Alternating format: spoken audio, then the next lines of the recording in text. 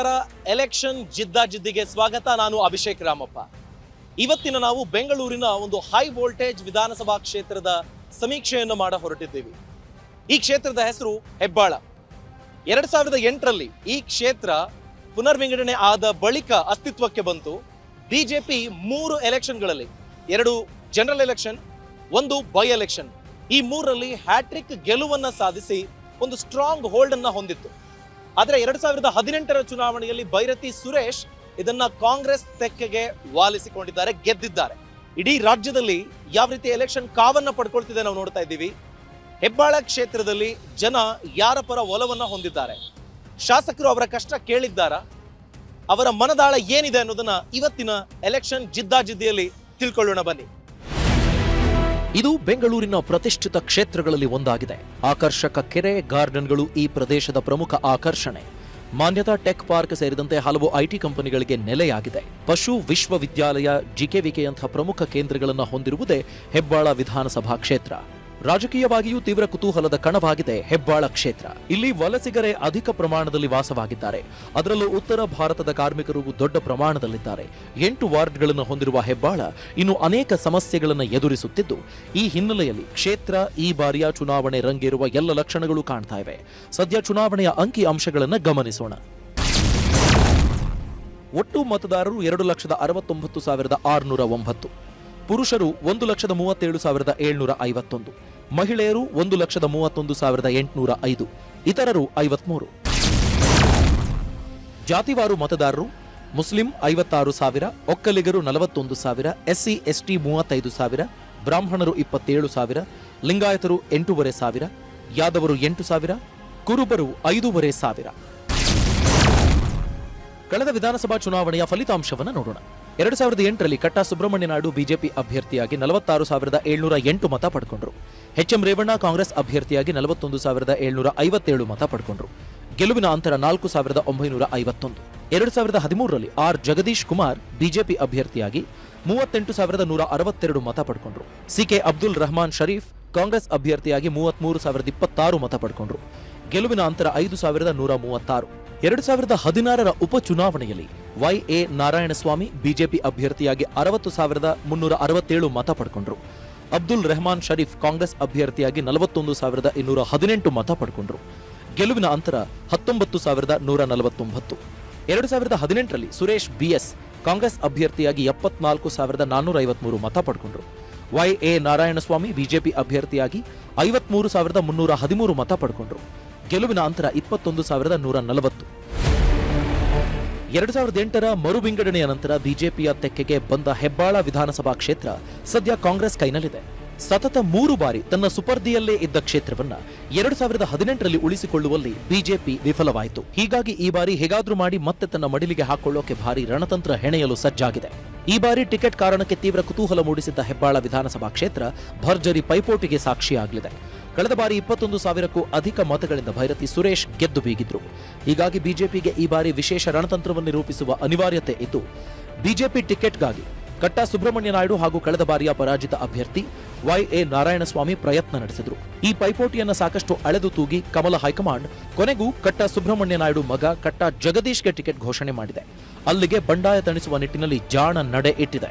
ಕಾಂಗ್ರೆಸ್ನಿಂದ ಈಗಾಗಲೇ ಹಾಲಿ ಇದ್ದ ಭೈರತಿ ಸುರೇಶ್ ಕಣಕ್ಕಿಳಿಯಲಿದ್ದು, ಮತ್ತೊಮ್ಮೆ ಜಯಭೇರಿ ಬಾರಿಸಲು ಕ್ಷೇತ್ರದಲ್ಲಾಗಲೇ ತಮ್ಮದೇ ವರಸೆಯ ಮೂಲಕ ಮತದಾರರನ್ನ ಸೆಳೆಯುತ್ತಿದ್ದಾರೆ. ಗಿಫ್ಟ್ ಪಾಲಿಟಿಕ್ಸ್ ಜೋರಾಗಿ ನಡೆದಿದೆ.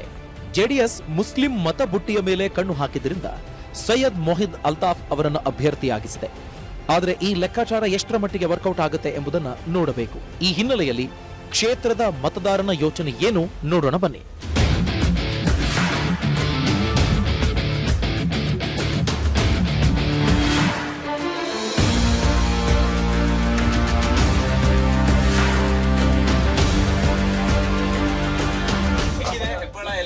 ಹೆಬ್ಬಾಳ ಎಲೆಕ್ಷನ್ ಮಾಮೂಲಿ ಓಡ್ತಾ ಇದೆ. ಆದ್ರೂ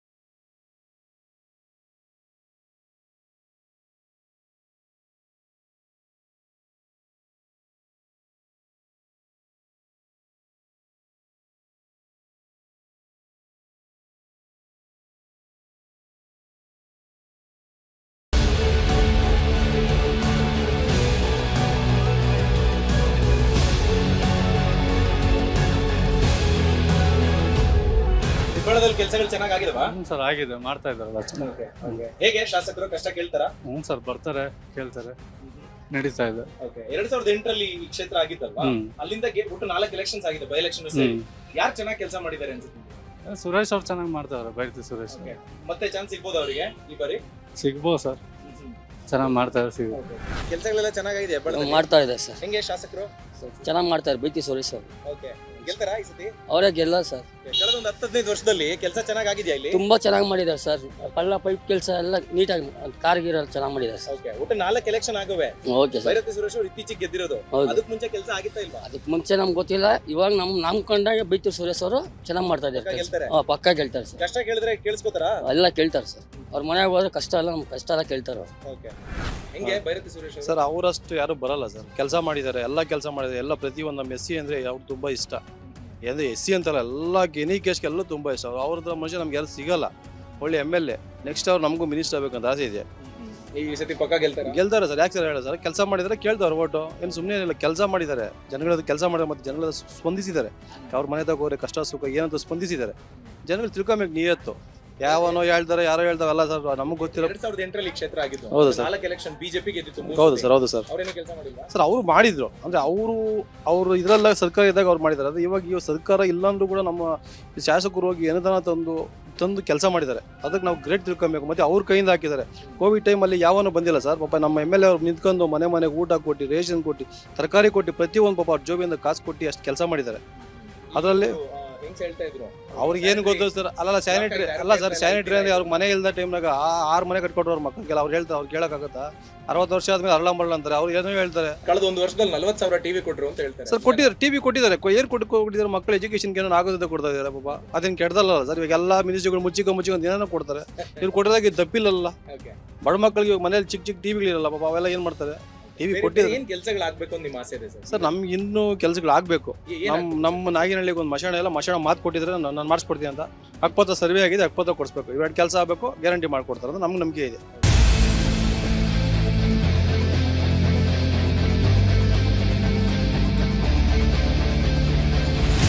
ಹೆಂಗೆ ಸರ್ ಹೆಬ್ಬಾಳದಲ್ಲಿ ಕೆಲಸ ಚೆನ್ನಾಗಿದೆಯಾ? ಎಲ್ಲ ಆಗ್ತಾ ಇದೆ.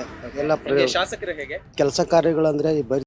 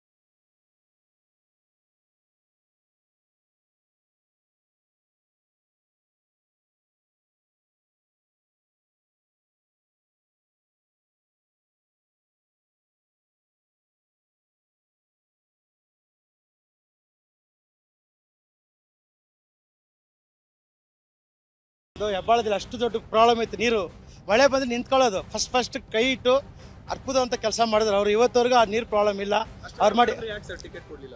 ಸರ್ ಕೆಲವತ್ತು ಓಡೋರೆಲ್ಲ ಗೆದ್ಬಿಡ್ತಾರೆ ಸರ್, ಆ ಥರ ಇಲ್ಲ. ಕೆಲವಲ್ಲಿ ಭಿನ್ನಾಭಿಪ್ರಾಯ ಇರುತ್ತೆ, ಅದೊಂದು ಪ್ರಾಬ್ಲಮ್ ಆಗಿದೆ. ಸೊ ನೆಕ್ಸ್ಟ್ ಕಾಂಪಿಟೇಷನು ಇದು ಸರ್ ಟಫೇ ಇದೆ, ಬಟ್ ನಂಬಿಕೆ ಇದು ಬರ್ತಾರೆ ಅಷ್ಟೇ, ಗೆಲ್ತಾರೆ. ಯಾಕಂದ್ರೆ ಕೆಲಸ ಮಾಡಿದ್ದಾರೆ, ಅಭಿವೃದ್ಧಿ ರೋಡ್ ಆಗಲಿ ಪ್ರತಿಯೊಂದು ಕೆಲಸ ಅವ್ರ ಥರ ಇಲ್ಲ. ಬಂದರೆ ಅವ್ರ ಹಿಂದೆ ಎಲ್ಲ ಇಂಜಿನಿಯರ್ ಕರ್ಸೋದು ಪ್ರಾಬ್ಲಮ್ ಇದುವರೆಗೆ ಯಾರ ಹತ್ರ ಮಾಡಿಲ್ಲ. ಕಟಾಶ್ ಅವ್ರು ಬಂದರೆ BWS 5 ಸಚಿವರಾಗಿದ್ದಂಥ ಮನುಷ್ಯರು, ಒಳ್ಳೆ ಕೆಲಸ ಮಾಡೋರೆ, ಪವರ್ಫುಲ್ ಮನುಷ್ಯ. ಕೆಲಸ ಯಾರು ಜಾತಿ ಭೇದ ನೋಡಲ್ಲ, ಒಳ್ಳೆ ಕೆಲಸ ಮಾಡೋಂಥವ್ರು, ಎಲ್ಲರನ್ನೂ ಸ್ಪಂದಿಸ್ತಾರೆ. ಅದು ಅಂತ ಸೂಪರ್. ತುಂಬ ಟಫ್ ಆಗಿದೆ.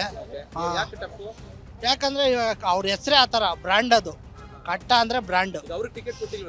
ಅವ್ರ ಮಗ ಬ್ರ್ಯಾಂಡ್ ಅಲ್ಲ, ಸಿಂಹ ಬಂದಿಲ್ಲ, ಮರಿ ಬಂದಿದೆಯಲ್ಲ.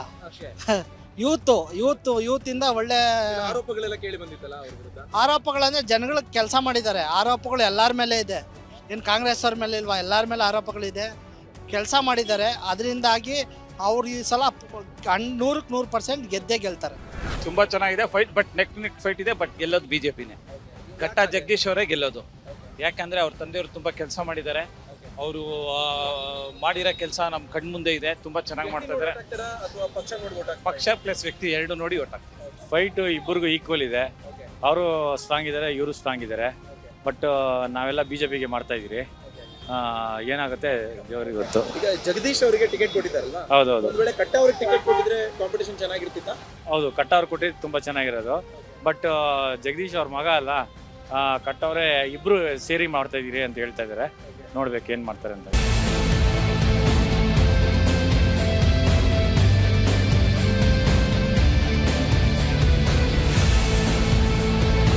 ಸರ್ ಹೆಂಗಿದೆ sir Hebbal fight? Hebbal fight ಅಂಥದ್ದೇನಿಲ್ಲ. ಅವರು ನಮ್ಮ ಸಾಹೇಬರು ಬಂದು ಯಾರು ಇಲ್ಲ ಬಿಡಿ, ಬೈ ಸುರೇಶ್ ಯಾರು ಇಲ್ಲ ಬಿಡಿ.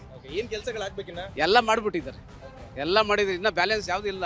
ಇನ್ನು ಬಂದು ಇನ್ನೂ ಇಂಪ್ರೂವ್ ಮಾಡೋದು ಇದೆ ಬಂದ ಮೇಲೆ. ಕಟ್ಟ ಜಗದೀಶ್ ಅವರು ಕೊಟ್ಟಿದ್ರಲ್ಲ, ಫೈಟ್ ಇರುತ್ತಾ? ಅಂತ ಫೈಟ್ ಏನಿಲ್ಲ ಈಗ. ಓಕೆ. ಒಂದ್ ವೇಳೆ ಕಟ್ಟ ಸುಬ್ರಹ್ಮಣ್ಯ ಅವರು ಕೊಟ್ಟಿದ್ರೆ? ಏನು ಇಲ್ಲ, ಸಾಹೇಬರು ಬಂದು ಏನೂ ಇಲ್ಲ. ಅವರೆಲ್ಲ ಇವ್ರು ಕೆಲಸ ಮಾಡಿದ್ದಾರೆ. ಹೋದವ್ರಿಗೆಲ್ಲ ಸಹಾಯ, ಮನೆ ಹತ್ರ ಹೋದ್ರೆ ಊಟ ಹಾಕಿ ದುಡ್ಡು ಕೊಟ್ಟು ಮದುವೆಗಳಿಗೆಲ್ಲ ಹೆಲ್ಪ್ ಮಾಡ್ತಾರೆ. ಹೋದವ್ರನ್ನ ಬರೇ ಕೈಯಿಂದ ವಾಪಸ್ ಕಳಿಸಲ್ಲ, ಏನಾನ ಕೊಟ್ಟೆ ಕಳಿಸ್ತಾರೆ. ನಿಮ್ ಪ್ರಕಾರ ಹೆಂಗಿದೆ ಸರ್ ಫೈಟು? ಸರ್ ನಮ್ಮ ಬೈತಿ ಸುರೇಶ್ ಬಂದೆ ನಿಲ್ಲು, ಯಾರು ಆಪೋಸಿಟ್ ಬಂದ್ರು ನಮ್ಮ ಬೈತಿ ಸುರೇಶ್ 50-60 ಸಾವಿರ 1 ಲಕ್ಷ ಲೀಡಿಂಗ್ ನೋಡಿದ್ದೆ ಸರ್. ತುಂಬ ಸರ್ ಒಂದು ಕೆಲಸ ಇಂಪ್ರೂವ್ಮೆಂಟ್ ಇಂಪಾರ್ಟೆಂಟು. ದುಡ್ಡು ಕಾಸು ಬೇರೆ. ಹೆಬ್ಬಾಳ ಕ್ಷೇತ್ರ ಮಾತಿನ ಕ್ಷೇತ್ರ ಮಾಡಿದ್ದಾರೆ, ತುಂಬ ಚೆನ್ನಾಗಿ ಮಾಡ್ತಾರೆ. ನಮ್ಮ ಬೈತಿ ಸುರೇಶನು 1 ಲಕ್ಷ ಮಾಡ್ತಾರೆ ಗೆಲ್ತಾರೆ. ಜಗದೀಶ್ ಫೈಟ್ ಕೊಡಕ್ಕಾಗಲ್ಲ ಸರ್. ಮೊನ್ನೆ ಕತ್ತೆ ನಿಮಗೆ ಗೊತ್ತಿರಬೇಕು, ಕತ್ತೆ ನಾವು ಮಾತಾಡೋಕ್ಕೋಗಲ್ಲ. ಅವ್ರು ಯಾವ ಬಂದ್ರೆ ನಿಮಗೆ ಗೊತ್ತಿರಬೇಕು. ನಿಮ್ ಪ್ರಕಾರ ಏನ್ ಕೆಲಸಗಳಾಗಬೇಕು ಇನ್ನು ಹೆಬ್ಬಾಳದಲ್ಲಿ? ಏನಿಲ್ಲ, ಎಲ್ಲ ಆಗಿದೆ 100%. ಇಂಪ್ರೂವ್ಮೆಂಟ್ ಅವ್ರು ಆಲ್ರೆಡಿ ಮಾಡ್ಬಿಟ್ಟವ್ರಲ್ಲಿ, ಇನ್ನೇನು ಇಂಪ್ರೂವ್ಮೆಂಟ್ ಮಾಡ್ಬೇಕು ಹೇಳಿ. ರೋಡ್ ಆಗಲಿ, ವಾಟರ್ ಆಗಲಿ, fight nothing. In Byrathi Suresh nothing. That's it. ಒಂದ್ ವೇಳೆ ಕಟ್ಟ ಸುಬ್ರಹ್ಮಣ್ಯ ಅವರ ನಿಂತಿದ್ರೆ? ಸರ್ ಆ ಥರ ಅಂತಲ್ಲ, ಬಟ್ ಬೈತಿಯವರು ಇವತ್ತಿನ ಇದರಲ್ಲಿ ಎಲ್ಲ ಮಾಡಿದ್ರು. All round is done a good job. ಅಂದರೆ ಚಾಲೆಂಜ್ ಮಾಡೋಕ್ಕಾಗಲ್ಲ ಆ ಥರ ಕೆಲಸಗಳು ಎಲ್ಲದಲ್ಲೂ is number 1. That's it. I can say will win. ನಾವು ಇದೀವಿ ಸರ್ ಈ ಏರಿಯಾದಲ್ಲಿ ಬಂದು ಇವಾಗ 12-13 ಇಯರ್ಸ್ ಆಗ್ತಾ ಇದೆ. ಸೊ ಎಲೆಕ್ಷನ್ ಫೈಟ್ ತುಂಬ ಚೆನ್ನಾಗಿದೆ. ಸೊ ವೈದ್ಯ ಸುರೇಶ್ ಸರ್ಗೋಸ್ಕರ ಹೇಳ್ಬೇಕಂತ ತುಂಬ ಚೆನ್ನಾಗಿ ಕೆಲಸ ಮಾಡ್ತಾನೆ ಸರ್. ಸರ್ಗೆ ಏನು ಇದು ಇಲ್ಲ, ಮನೆ ಏನು ಬೇಕ್ರಿ ಸರ್ ಟಕ್ ಅಂತ ಬಂದ್ಬಿಟ್ಟು ಮಾಡ್ಕೊಡ್ತಾರೆ. ಕೋವಿಡ್ ಟೈಮಲ್ಲಿ ತುಂಬ ಕೆಲಸ ಮಾಡಿದ್ದೀವಿ ಸರ್ ಹತ್ರ. ಮೆಡಿಸನ್ ಆಗಲಿ, ಆ್ಯಂಬುಲೆನ್ಸ್ ಆಗಲಿ, ಮತ್ತು ಫುಡ್ ಆಗಲಿ, ರೋಡ್ ಆಗಲಿ, ಯಾವುದೂ ಆಗಲಿ ಏನು ತೊಂದರೆ ಕೊಟ್ಟಿಲ್ಲ. ಹಾಸ್ಪಿಟಲಲ್ಲಿ ನೀರು ಕೂಡ ಇಲ್ಲ ಅಂತ ಹೇಳಿದರೆ ಸರ್ ಎಲ್ಲ ನೀರು ಕೂಡ ತಗೊಂಡು ಬಂದು ಹಾಕೋದು. ಫುಡ್, ಫ್ರೂಟ್ಸ್ ಎಲ್ಲ ನಾವು ಸರ್ ಪಕ್ಷ ಅದು ಏನು ಗೊತ್ತಿಲ್ಲ ನನಗೆ sir. Sir I am just a public, okay. So I am always with Byrathi sir. Sir ತುಂಬ ಮಾಡಿದ್ದಾರೆ ನಮ್ಮ ಬೈರತಿ ಸುರೇಶ್ ಅಣ್ಣವರು. ಇನ್ನೇನೆಲ್ಲ ಮಾಡಿದ್ದಾರೆ. ಅವ್ರು ಬಂದರೆ ಇನ್ನೂ ಚೆನ್ನಾಗಿ ಡೆವಲಪ್ಮೆಂಟ್ ಮಾಡ್ತಾರೆ. ನಮ್ಮ ಏರಿಯಾದ ಬಡವ್ರ ಮಕ್ಕಳಿಗೆ ಚೆನ್ನಾಗಿ ನೋಡ್ಕೋತಾರೆ, ಚೆನ್ನಾಗಿ ಎಜುಕೇಷನ್ ಕೊಡ್ತಾ ಇದ್ದಾರೆ.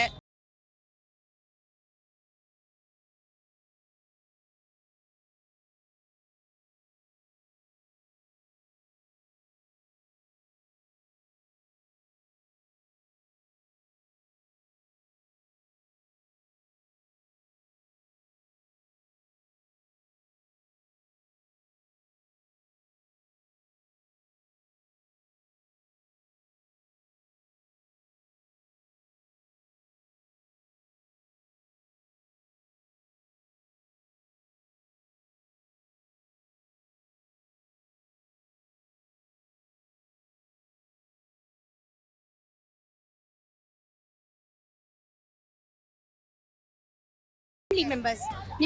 ನೀವೆಲ್ಲ ನನ್ನ ಮನೆ ಅಂತಾನೆ ಹೇಳ್ತಾರೆ ಅವರು. ವೆರಿ ಗುಡ್, ಎಜುಕೇಟೆಡ್ ಇಂದ ಹಿಡಿದು ಅನ್ಎಜುಕೇಟೆಡ್ ಆಗಲಿ ಎಲ್ಲರೂ ಅಷ್ಟೇ. ಅವರ ವ್ಯಕ್ತಿತ್ವ ಬಗ್ಗೆ ಅವರೆಲ್ಲ ಇದ್ರ ನೋಡಿ ಮಾಡ್ತಾರೆ. Easy cake cut, red carpet. ಅಲ್ಲ, ಈಗ ಅವರು ಶಿವಾಜಿನಗರಲ್ಲಿ ಇದ್ರು, ಈಗ ಮತ್ತೆ ಈಗ ಇಲ್ಲಿ ಸ್ಪರ್ಧೆ ಮಾಡ್ತಿದಾರಲ್ಲ, ಹೌದು. ಅದಕ್ಕೇನಾದ್ರೂ ವಿರೋಧ ಇದೆಯಾ? ವಿರೋಧ ಏನಿಲ್ಲ. ಇವಾಗ ನಮ್ಮ ಹೆಬ್ಬಾಳ ಕ್ಷೇತ್ರದಲ್ಲಿ ಕಟ್ಟಾ ಸುಬ್ರಹ್ಮಣ್ಯ ನಾಯ್ಡು ಅಂತಂದ್ರೆ ಬಿಜೆಪಿ ಕಟ್ಟಾ ಸುಬ್ರಹ್ಮಣ್ಯ ನಾಯ್ಡು. ಏನ್ ಕೆಲಸಗಳಾಗಬೇಕು ಹೆಬ್ಬಾಳ ಕ್ಷೇತ್ರ ಈಗ ನೋಡಿದ್ರೆ? ಇವಾಗಿನ ಪ್ರೆಸೆಂಟ್ ಏನೇನು ಆಗಬೇಕು ಅಂತಾರೆ, ಸಾಮಾನ್ಯವಾಗಿ ಬೇಕಾಗಿರೋದು ಸ್ಯಾನಿಟರಿ, ರೋಡು, ವಾಟರ್ ಕಲೆಕ್ಷನ್ನು, ಸರ್ಕಾರಿ ಹಾಸ್ಪಿಟ್ಲು, ಶಾಲೆ, ಗೌರ್ಮೆಂಟ್ ಶಾಲೆ, ಕ್ರೀಡಾಂಗಣ, ಸ್ವಿಮ್ಮಿಂಗು, ಪ್ರತಿಯೊಂದು ಬೇಕಾದ ಅವಶ್ಯಕತೆ ಇದೆ. ಮುಂದಿನ ನಮ್ಮ ಈ ಚುನಾವಣೆ ಆದ್ಮೇಲೆ ನಮ್ಗೆ ಅವೆಲ್ಲ ಸಿಗುತ್ತೆ ಅಂತ ನಾವು ಅನ್ಕೊಂಡಿದೀವಿ. ಒಂದ್ ವೇಳೆ ಈಗ ಕಟ್ಟ ಸುಬ್ರಹ್ಮಣ್ಯ ಅವರು ನಿಂತಿದ್ರೆ ಫೈಟ್ ಚೆನ್ನಾಗಿರ್ತಿತ್ತು ಅಂತಾರೆ. ಈಗ ಜಗದೀಶ್ ಅವರು ಟಿಕೆಟ್ ಕೊಟ್ಟಿದ್ದಾರೆ. ಇಲ್ಲ, ಅದಕ್ಕಿಂತ ಇದಕ್ಕಿನ್ನೂ ಇದೆ. ಯಾಕೆ? ಇವಾಗ ನಮ್ಮ ಕಟ್ಟ ಸುಬ್ರಹ್ಮಣ್ಯ ನಾಡಿಗಿಂತ ಕಟ್ಟ ಜಗದೀಶ್ ಅವ್ರಿಗಿದೆ ಇನ್ನು. ಯಾಕೆ ಅಂತ ಆ ವರ್ಷನೇ ಬೇರೆ. ಇವಾಗ ಜೂನಿಯರ್ ನಮ್ಮ ಯುವಕರಿಗೆ ಇರೋದ್ರೆ ಯೂತ್ಸ್ ಅಂದ್ರೆ ಅವರೇ ಅಲ್ವಾ ಇವಾಗ ಯೂತ್ಸ್ ಅಂದ್ರೆ ಇವಾಗ ಕಟ್ಟ ಸಾರು ಬಂದು ಒಂದು ಪೀರಿಯಡ್ ಮುಗ್ದೋಯ್ತು. ಇವಾಗ ಯೂತ್ಸ್ ಅಂದ್ರೆ ಕಟ್ಟ ಜಗದೀಶ್ ಕೊಟ್ಟಿದ್ದಾರೆ. ಆ ಯೂತ್ಸೇ ಬೇರೆ ಅಲ್ವಾ? ಇವಾಗ ನಮ್ಮಂತ ಯೂತ್ಸ್ ಇವಾಗ ಇನ್ಯಾರು ಬರ್ತಾರೆ? ಇವಾಗ ಬೇರೆಯವ್ರು ಬರ್ತಾರಾ? ವಯಸ್ಸಾಗಿರೋರು ಬರ್ತಾರಾ? ಇನ್ನೊಬ್ರು ಅದರ್ಸ್ ಕೊಡ್ತಾರಲ್ಲ. ಯೂತ್ಸ್ ನೋಡಿ, ಆ ಕ್ಯಾಂಡಿಡೇಟ್ನ ನೋಡಿ ಕಟ್ಟ ಜಗದೀಶ್ವರೇ ಬಂದಿರೋದು. ಹೆಬ್ಬಾಳ ಕ್ಷೇತ್ರದ ಸುತ್ತು ಹೊಡೆದು ಜನಸಾಮಾನ್ಯರನ್ನ, ಅದರಲ್ಲೂ ಹಲವು ಸ್ತರದ ಜನರನ್ನ ಮಾತನಾಡಿಸಿದ್ದೀವಿ. ವಿವಿಧ ಅಭಿಪ್ರಾಯಗಳು ವ್ಯಕ್ತವಾಗಿವೆ. ಈಗ ಉಳಿದಿರೋದು ಮತದಾರ ಏನ್ ಡಿಸೈಡ್ ಮಾಡ್ತಾನೆ ಅಂತ. ಈ ಇಬ್ಬರಲ್ಲಿ ಮುಂದಿನ ರಾಜಕೀಯ ಭವಿಷ್ಯ ಹೇಗಿರುತ್ತೆ, ಇವರ ಹಣೆ ಬರಹವನ್ನ ಮತದಾರರೇ ಬರೀತಾರೆ. ಅಲ್ಲಿವರೆಗೂ ಕಾದು ನೋಡೋಣ.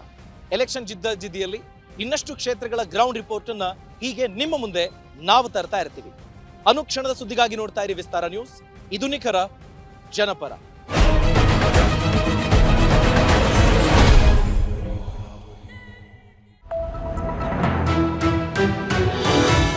ವಿಸ್ತಾರ ನ್ಯೂಸ್, ನಿಖರ, ಜನಪರ.